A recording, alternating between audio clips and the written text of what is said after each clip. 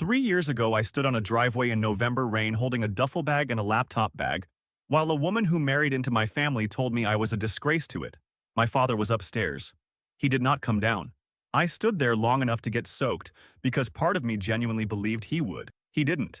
So I got in my car and left, and I have thought about that driveway almost every day since. I'm not going to pretend I'm over it. Everyone always says the healthy thing is to move on. I didn't move on. I got organized. Short backstory because you need it. My mom died when I was 9. Dad married Cynthia when I was 14. She came with Brad and Eloise, both a few years older than me, and from the first month there was a ranking in that house and I was at the bottom of it. Nothing dramatic. No screaming. Just a slow, patient redistribution of everything. Brad got the corner room because he needed the space for school. Eloise got a car for her 18th. When I turned 18, I got told the family was tight right now, which was interesting. Because the family was tight right now in a house with a circular driveway and a heated garage that my father's parents built. That's the part Cynthia could never digest. The house wasn't hers. It wasn't even Dad's. Originally, it was his mother's, then his. Cynthia married a man with a big house, a dead wife's furniture in the basement, and a dead wife's kid in the hallway, and she understood the arithmetic of that situation better than anyone. Every year, another box of my mom's things went to storage. The framed photo in the upstairs hall got moved to a stairwell, then to a closet. She'd say things like, "We should really update this place, it's like a museum in here." She wasn't stupid or cartoonish. She was a woman doing math. Every dollar that came to me was a dollar leaving Brad and Eloise, and she had decided very early that this was an injustice she was going to correct. And Dad let her. That's the part I choke on. He's not a monster. He's just conflict-averse to the point of being furniture. He'd hear her go at me and he'd go check on something in the garage. The thing that got me thrown out wasn't a single explosion. It built. When I was 21, I was in my last year of school and living at home to save money, working part-time and paying Dad a small rent, because Cynthia insisted the adults in this house contribute. Brad was 24, living in the corner room, contributing nothing, and when I pointed that out, I got the whole lecture about how Brad was between things, and I was being petty and keeping score. I was keeping score. Obviously, I was keeping score. I'd been keeping score since I was 14. Then, in October that year, I found out, not from snooping from Dad's own mouth over a Home Depot run for a busted water heater, that Cynthia had been pushing him for 2 years to restructure things fairly, which was her phrase for splitting everything 3 ways, Brad and Eloise and me, which sounds fair until you remember Brad and Eloise came into this family at 16 and 17, and this was my mother's house. Dad told me it in the truck, casually, like it was a thing that had been decided, and when I said no, absolutely not, he did the thing he always does, which is tell me nobody's decided anything. Don't make it a whole thing. So I made it a whole thing. I went home and I said it to her face in the kitchen while she was unloading groceries that this was my mother's house and she'd spent 7 years moving my mother out of it box by box and now she wanted the deed too. And that's when she said it. Told me I was a disgrace to this family, that I'd never contributed anything, that I'd been a burden since the day she walked in, that my father was too soft to say what everyone was thinking. And she told me to be out by the weekend.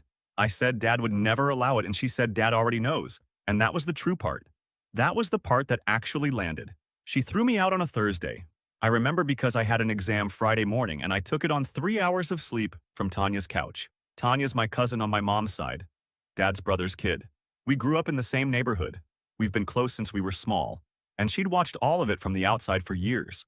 She let me stay 4 months while I finished school and got a job. She's the only person from that entire family I still speak to, and she hated Cynthia before I did, mostly because Cynthia stopped inviting my mom's side to anything the second year she was in the house. Here's what I did next, and it's the whole reason this post exists. I did not send Dad a truth letter. I didn't wait for karma. I got a job. I got a place. And then I started doing something very boring and very deliberate. I started making myself the person my father would call when things broke. Because things break in that house constantly. It's an old house. The boiler, the roof, the sump pump, the retaining wall out back. And Cynthia had done a very interesting thing over the years. She'd cut every single one of my father's relatives out of his life. His brother, my uncle, hasn't been in that house since 2019. So when the boiler died the January after she threw me out, Dad had a wife who'd never touched a wrench, a stepson who was between things, and no brother. He had me, and I picked up every single time. I know how that sounds. I know some of you are already typing that I should have let it burn, but I want you to understand something. I wasn't being nice. I was being useful, on purpose, in a way that put me in that house with a clipboard and a flashlight while Cynthia had to stand there and watch. She hated it so much. She'd leave the room, and I'd fix the boiler and take Dad out afterward and let him talk. Because a man who avoids conflict will tell you absolutely anything if you don't push. And over 2.5 years of Saturday errands and busted appliances, my father told me a lot. He told me Brad had been helping out with the finances, which meant Brad had moved from the corner room to running the household bills because Cynthia's arthritis made the paperwork hard. He told me Eloise had gotten engaged to a guy named Brian, and that Cynthia had promised them the house for the reception. He told me, in April of last year, sitting in his truck outside a hardware store while I ran in for a fitting, that he'd been thinking a lot about my mother lately. And in October of last year, a full 2 years after the driveway, he told me he'd done something, and he needed me not to tell Cynthia yet. I'm not going to lay out the whole thing here, partly because I'm still processing it, and partly because it's not finished. But the short version, my father, who is not brave, did one brave thing in his entire life. Quietly, with a lawyer, he found himself. And he did it because he'd finally understood what Cynthia was doing, and he knew he didn't have the spine to fight her while she was in front of him. So he did it where she couldn't see. He signed the house over to me, in October, 22 months ago. And then he went back to that kitchen and ate dinner with her and said nothing for almost 2 years, and let her keep planning Eloise's reception in a house that wasn't hers. I've had that document for 22 months. I could have used it that same week. I want you to know that I thought about it constantly. I'd lie there at 2 in the morning running the scene, walking in, sliding it across the counter, watching her read it. I had it memorized. I waited. And the reason I waited is the reason this is going to be 4 posts and not 1, because the waiting was the plan. Cynthia and Brad spent those 22 months making decisions, real, expensive, load-bearing decisions, based on an assumption about that house that was false. Brad quit the job he'd finally gotten in February because, and I heard this from Dad on a drive back from getting the truck inspected, they were consolidating. Eloise and Brian set a date. Cynthia started taking down the last of my mother's things in the hallway because they were redoing the entry before the wedding. Every month I sat on that paper, they built more of their life on top of it. Dad's health has been declining this year, and there's a conversation coming about care. And Cynthia has already started making noises about what happens to the house, which is the funniest sentence I've ever heard. And I have to sit there and not react. I served her a notice this month. That's the ending.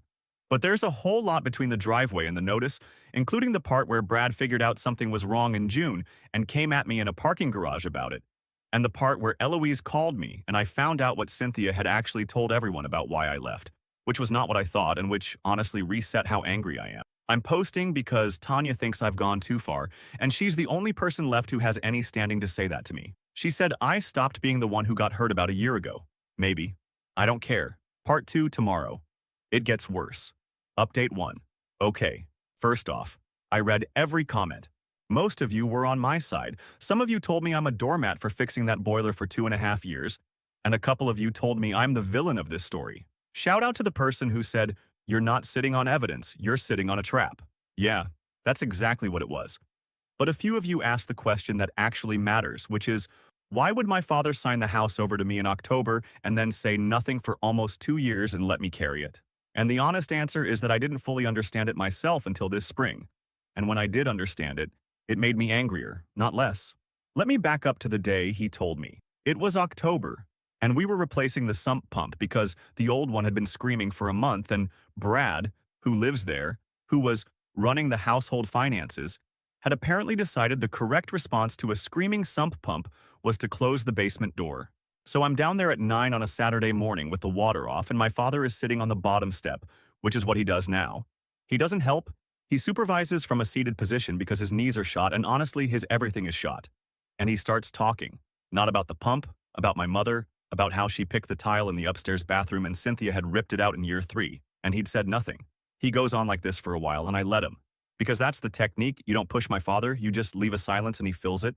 Then he says he did something in September and he needs me to not tell Cynthia. I'm holding a pipe wrench. I remember thinking, here it comes.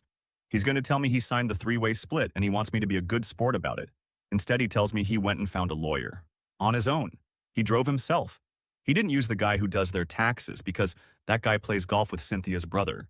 He found somebody in a strip mall 2 towns over and he signed the house to me. Deed transfer. Done. Recorded. With a life estate reserved so he can live there until he dies. Which, fine. That's the part that makes it legally clean. and also the part that made it invisible, because nothing about their daily life changed. Cynthia had no reason to look. Why would she pull a property record on a house she'd been living in for 11 years? And I'm standing in 6 inches of basement water going, why? And he gives me this answer that I've turned over probably 400 times since. He says he's not brave. He says he knew if he told her, she'd wear him down. Because she always wears him down. She's better at it than he is, and she doesn't get tired. He said the only way he could do the right thing was to do it where she couldn't argue with him about it. So, and I want you all to sit with this, my father's solution to being married to a woman who steamrolls him was not to stop being steamrolled. It was to hand me the steamroller and go back upstairs. He asked me to sit on it. Not forever.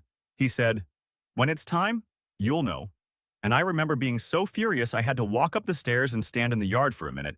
Because that's not a plan, that's a man outsourcing the worst conversation of his life to his kid so he doesn't have to be in the room for it. And I took it anyway. Obviously I took it. I've been holding a grudge in a jar since I was 14, and he just handed me the lid. Here's where the 22 months actually get interesting, though. And where it stops being me being patient and starts being me being something else. Because I had a choice every single month. And every month I chose to let them keep building. In February, Brad quit his job. He'd finally gotten one. Some kind of sales thing? I don't know the details. Dad's descriptions of Brad's employment are always vague. And he lasted about 7 months and then quit. And the reason he gave, according to Dad in the truck on the way back from the emissions place, was that the family was consolidating. Consolidating. Brad is 29. He has never paid rent in his life, and I sat in that passenger seat with the deed to the house he was consolidating into sitting in a folder in my apartment, and I said, huh, that's great for him. In March, Eloise got engaged to Brian. Brian's fine, honestly. I've met him maybe 6 times. He's an anxious guy who calls my father sir. And Cynthia immediately claimed the house for the reception. The whole backyard, tent, the works, September date, which meant deposits, which meant a caterer and a rental company and a tent company, and all of that in Cynthia's name, all of it contingent on a venue she does not own. I want to be honest with you about what that felt like because a couple of you accused me of enjoying this, and yes, I did. I'd hear another detail. They're doing a tasting, they picked linens, and I'd feel it in my chest like a good stretch. In April, they started on the entryway. Repainting, new floors, the whole thing, before the wedding.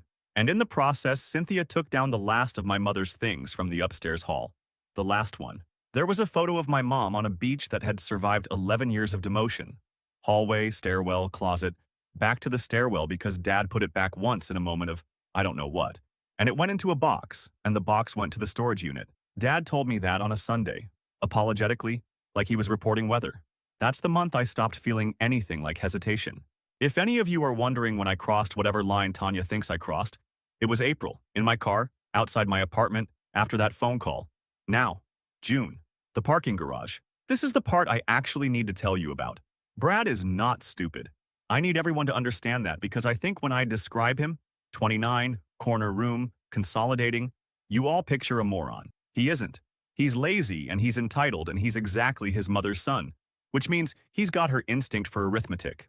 And something had been bothering him since spring, because Brad was doing the household paperwork, and Brad had noticed that the property tax bill was coming with something slightly different on it than it used to. He didn't put it all together. He didn't know about the deed, but he knew something was off, and he knew my father had been weird about the mail. So he showed up where I work. Not upstairs. He doesn't have a badge. He waited in the parking garage by my car at like 6 in the evening on a Wednesday. And honestly, the first thing I felt when I saw him leaning there was relief. Because I'd been waiting 3 years for one of them to have to come to me. And he did the whole thing. He led with warmth, which was fascinating. Called me man. Said it had been too long, that this had all gotten stupid, that we're brothers, which, Brad, we are not brothers. You moved into my house when you were 16 and took the room with the good window. Then he got to it. He asked me straight out what Dad had been doing with the paperwork. Said something's changed on the taxes and Dad won't talk about it and Mom's asking questions and if I know something I should say it now, before it becomes a thing. And I asked him why he thought I'd know. And that's when the warmth went away and I got the real Brad, which is the Brad I grew up with. He told me I've always been like this, that I've spent my whole life keeping a ledger, that the reason nobody in that house could stand me wasn't the money, it was that I made everything into a debt. He said his mother took care of me for 8 years, and I never once said thank you. Took care of me. In my house that my father's mother built. We went at it for probably 20 minutes, standing between 2 cars in a concrete garage. I told him about the corner room. He told me the corner room was because he had night classes, which is a lie, and he knows it. I told him about the car Eloise got. He said Eloise had a job and I didn't.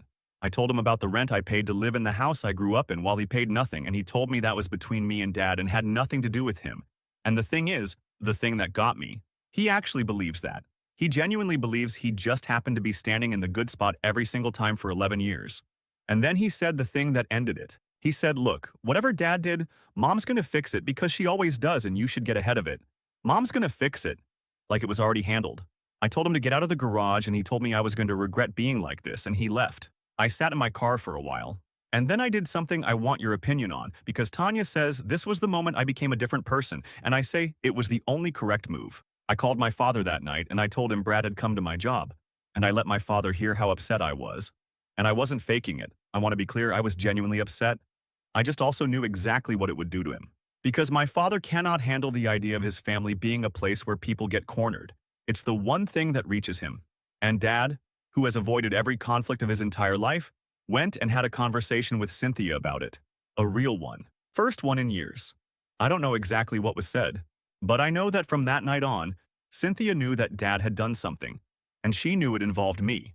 And she couldn't find out what, which is when she started calling me, in July, which is a whole thing. But that's not even the part that reset everything. The part that reset everything was Eloise, in August, in a grocery store parking lot, telling me what Cynthia had been telling everyone for 3 years about why I left that house. I'd had it wrong the entire time. All 3 years. Every assumption I made in that driveway was wrong, and finding out what she'd actually said made me realize the throwing out wasn't the insult. Part 3 coming? I need a day. Update 2. I said I needed a day.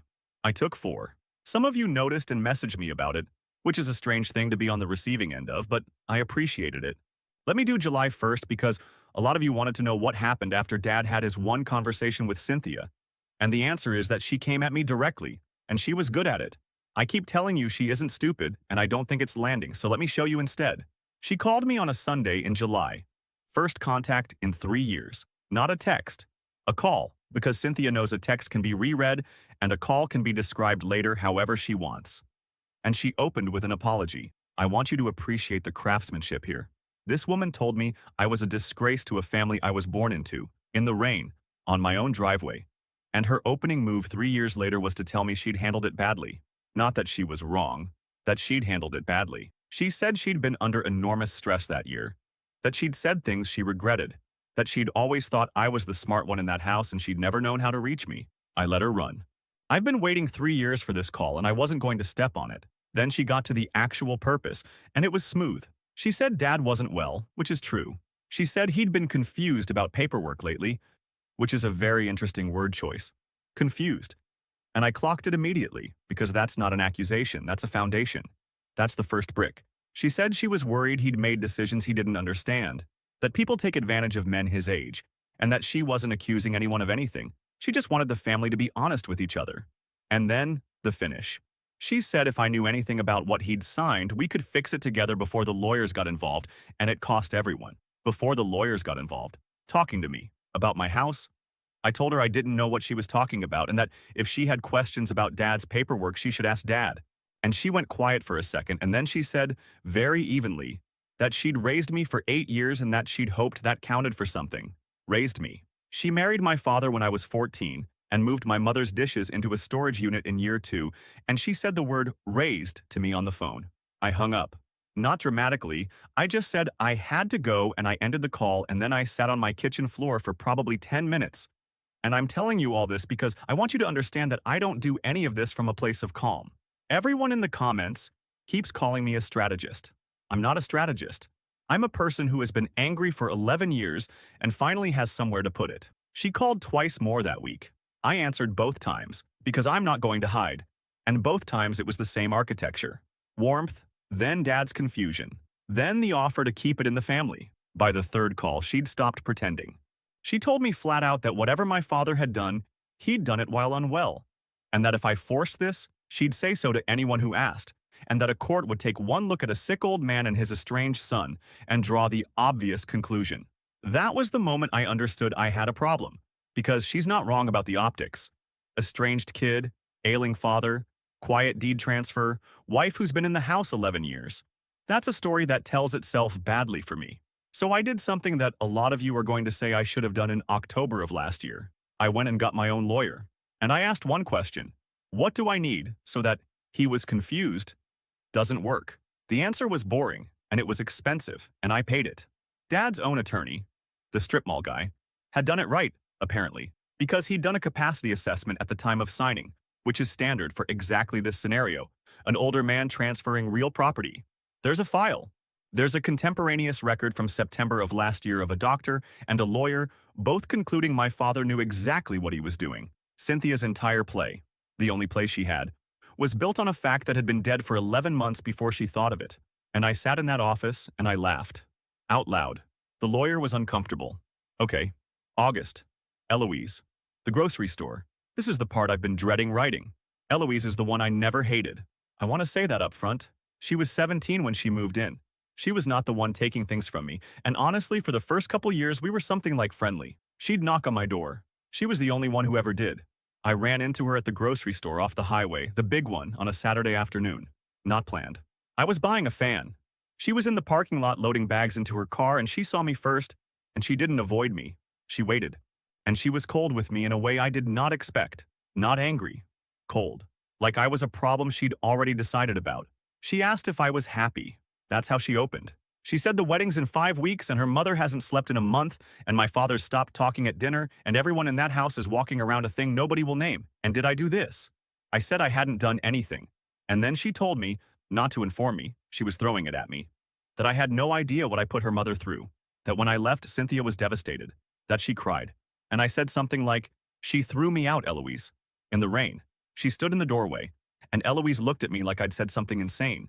Because here's what Cynthia told them, all of them. Every relative, every neighbor, Eloise, Brad, Brian, my father's sister-in-law, everyone.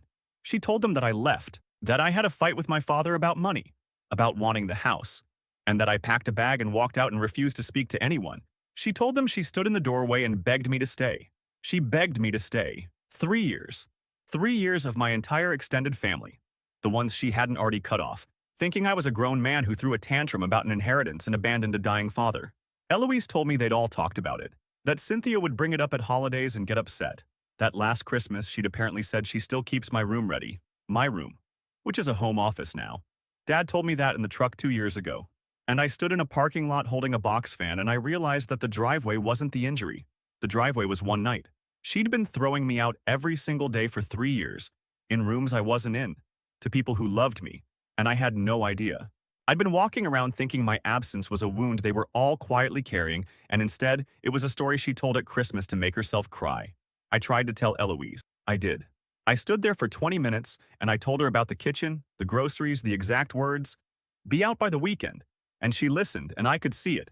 She was checking it against 11 years of her mother's version, and her mother's version had 11 years of head start. She said maybe we all remember it how we need to. And then she said the thing that I think broke something. She said, whatever you're doing, do it after September 14th. Please, just let me have my wedding. She knew. She didn't know what, but she knew I was holding something over that house. And her ask wasn't don't. Her ask was not yet. I told her I couldn't promise that. She got in her car and left. I sat in my own car in that lot for a long time. And I want to be honest with you because this is the part Tanya and I fought about. Tanya came to my place that night because I called her, and I told her everything. And she said the wedding thing was different, that Eloise never did anything to me, that there's a difference between hitting the people who hit you and hitting the one who knocked on your door. And I told her that Eloise has spent 3 years believing I abandoned my father and never once picked up a phone to ask me herself. Not once. 3 years. She had my number the whole time. Tanya said that's not the same as guilt, and I said in that family it absolutely is. We yelled at each other for about an hour. She said I'd stopped being the person who got hurt about a year ago. She said I'd started enjoying it. And I told her, yes, I'm enjoying it. I've been in a chair for 11 years watching that woman redecorate my mother out of existence, and I finally get to stand up. And if the price is Eloise's tent, then Eloise should have picked up the phone. Tanya left. She didn't slam the door, she just left. So here's where it stood at the end of August. Cynthia knew Dad signed something. Cynthia's only weapon was already broken and she didn't know it. Brad had quit his job to consolidate into a house he doesn't own. There were deposits down on a September 14th reception in a backyard that belongs to me. My father was refusing to speak at dinner, and Eloise had asked me for 3 weeks, and I had a folder on my kitchen counter that I'd been carrying for 22 months. The notice went out in September. I'm going to tell you the whole thing. What I did, what she did when she read it, what happened with Brad and the deposits, and what my father finally said out loud in that kitchen after 11 years of going to check on something in the garage. Last part next. It's the one I actually wrote this for. Final update. All right, here it is. First, the timing question, because about 400 of you asked it. Did I do it before or after September 14th? Before. 9 days before. I know. I've read what you all think of me. Let me at least explain the mechanics because the timing wasn't cruelty for its own sake. It was the only window that worked, and I'd been staring at that window since March. Here's the thing about a life estate. My father has the right to live in that house until he dies. I own it, but I can't touch him, and I don't want to touch him. Cynthia, though, is not on that deed. She's not a life tenant. She's a person living in my house because she's married to the man with the right to live there, and that means she's a guest. My guest. A guest I can remove. And her whole strategy from July onward was to build a story about a confused old man and a scheming son. She needed time, and she needed a stage. That stage was the wedding. 140 people in that backyard, every relative Cynthia hadn't already cut off, all of them sitting on the lawn of a house she'd spend the whole night calling hers. She'd have told the story at that wedding. She'd have cried during the toast. I know exactly how she operates because I watched her do it for 11 years. 10 days before, and it's a deposit fight and a family scandal. 10 days after, and it's a woman who hosted 140 people in a house she'd been told for 2 years she didn't own. So, September 5th, a Friday. I did not go stand in the doorway and hand it to her, and I want to be clear about that because a bunch of you wanted a scene. I didn't want a scene, I wanted a record. My lawyer sent it. Certified, signed for. A notice to quit. 30 days, addressed to Cynthia and separately to Brad, who is 29 and has never paid a cent to live there and is legally about as attached to that property as a houseplant. Not my father. Never my father. He can die in that house, and I hope he does. And attached to the notice was a copy of the deed and a copy of the September capacity file. Both of them. Because I wanted her to open that envelope and understand within 90 seconds that the confusion story was dead, that it had been dead for a year before she invented it, and that there was nothing left to argue about. I wasn't opening a negotiation. I was closing one she'd been having with herself since July. She called me 11 minutes after she signed for it. I know because I looked at the time. I answered. I want you to know I answered. And it was, okay, this is the part I've been trying to write for 3 days. It was not what I expected. There was no screaming. She was completely controlled. She asked me if I understood what I'd done to my father. She said he'd have to live there with what I'd done to his wife. She said I'd waited 2 years to do it in the worst possible week. And that told her everything about what kind of person I was. And I told her that was true. All of it.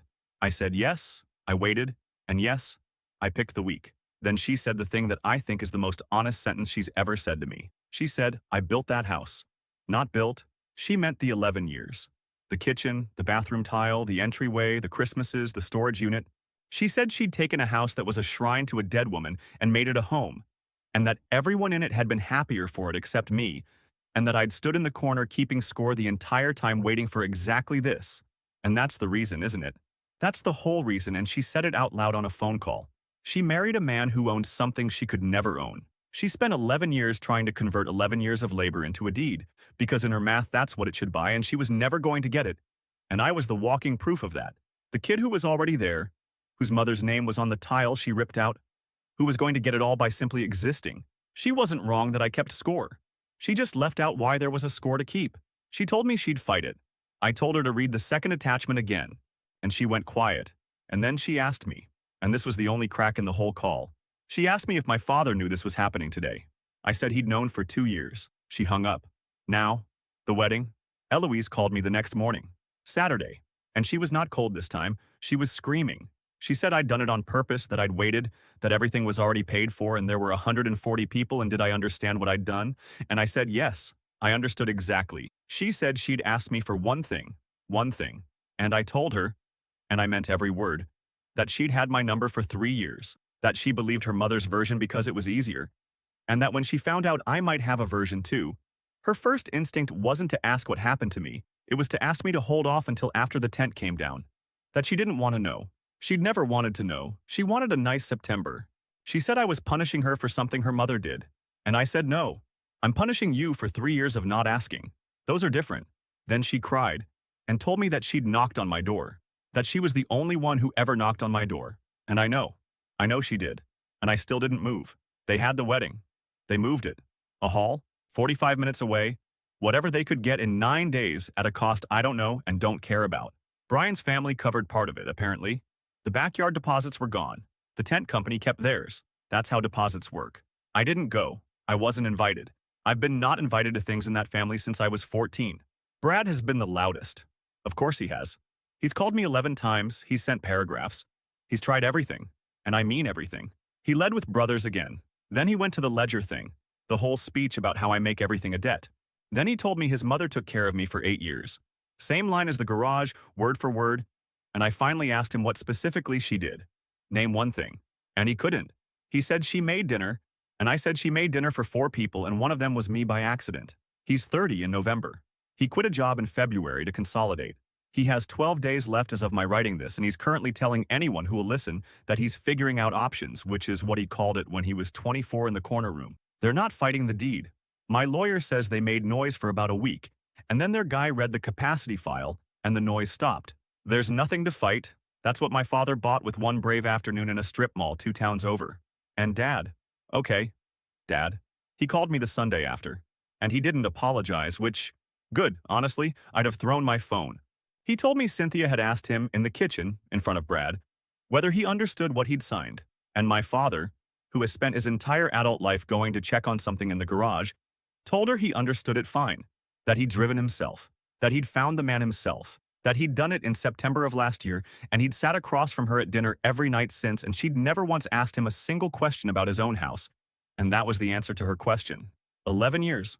One sentence. In the kitchen. He finally said it in the kitchen. I asked him if he was okay staying there with her, and he said where else would he go, and that's my father. That's exactly my father, and I'm not going to pretend that's a happy ending because it isn't. Tanya and I are still not speaking. That's real, and I'm not going to dress it up for you. She was the only person from that entire family who took me in for 4 months, and she thinks I became something in the last year. And she may be right, and I don't care enough to fix it, which I think proves her point.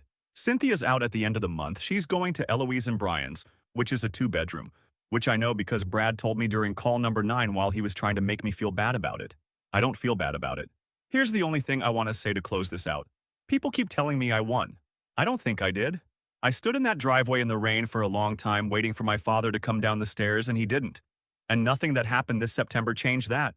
He's still upstairs. He'll always be upstairs. But she said I was a disgrace to the family. And it turned out I was the family. On paper, the whole time she was saying it. She's got 12 days.